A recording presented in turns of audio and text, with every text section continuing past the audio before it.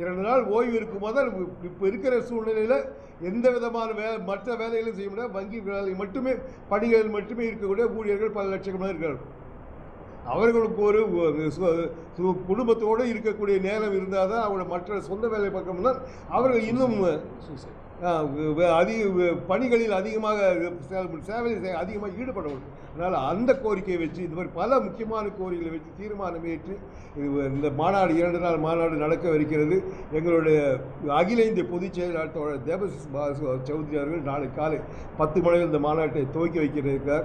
அதே போல் சிஐடி தொழிற்சங்கம் இன்று அகில இந்திய அளவில் ஒரு மிகப்பெரிய ஒரு சக்தி வாய்ந்த தொழிற்சங்கம், பல தொழிலாளர்களுக்கு முன்னோடியாக இருக்கக்கூடிய தொழிற்சங்கம், பல தொழிலாளர் பிரச்சனை தீர்க்கக்கூடிய வலுவான தொழிற்சங்கம் சிஐடியோடு தமிழ் மாநில பொதுச் செயலாளர் கண்ணன் அவர்கள் இந்த மாநாட்டில் சிறப்புரையாற்ற இருக்கிறார்கள்.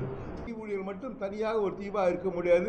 தொழிலாளர்கள் அனைத்து ஐக்கிய தொழிலாளர்கள் நாமும் முன்னேற வேண்டும், மற்ற தொழிலாளர்கள் வேண்டும், மக்களும் இந்த வேண்டும், மக்கள் இயக்கங்களும் நாம் பங்கு பெற்று அவர்களுடைய வாழ்வாதார முன்னேறுவதற்கும் நாம் பயன்பட வழிகள் பெரிய பல தீர்மானம் நேற்று இந்த மாநாட்டை வெற்றிகரமாக நடத்துவது.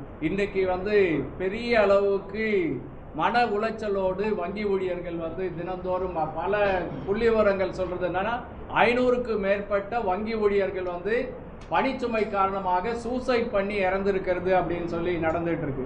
ஒரு பக்கம் அரசாங்கங்கள் அது ஒன்றிய அரசாங்கமா இருக்கட்டும், மாநில அரசாங்கங்களும் என்ன சொல்லிட்டு இருக்காங்கன்னா, நாங்கள் வேலை வாய்ப்புகளை உருவாக்குகிறோம் அப்படின்னு சொல்லிட்டு இருக்காங்கன்னா, இருக்கக்கூடிய வேலை வாய்ப்பை உடனடியாக அதை ஃபில்லப் பண்ணுங்கன்னு சொல்லி நாங்கள் கோஷத்தை முன் வச்சு போராடிட்டு இருக்கோம்.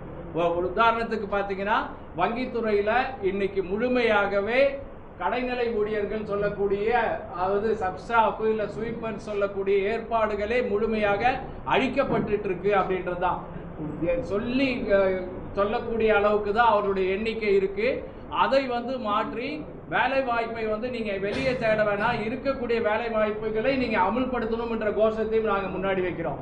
இன்னைக்கு தொடர் சொன்ன மாதிரி மாணவர்களுடைய பிரச்சனை, அவங்களுடைய இதெல்லாம் பார்க்கும் பொழுது வேலை வாய்ப்புக்காக பலர் வேலை வாய்ப்பினுடைய இது 8.6% வரைக்கும் வேலை இல்லா திண்டாட்டம் வளர்ந்துட்டு இருக்குன்னு சொல்றாங்க.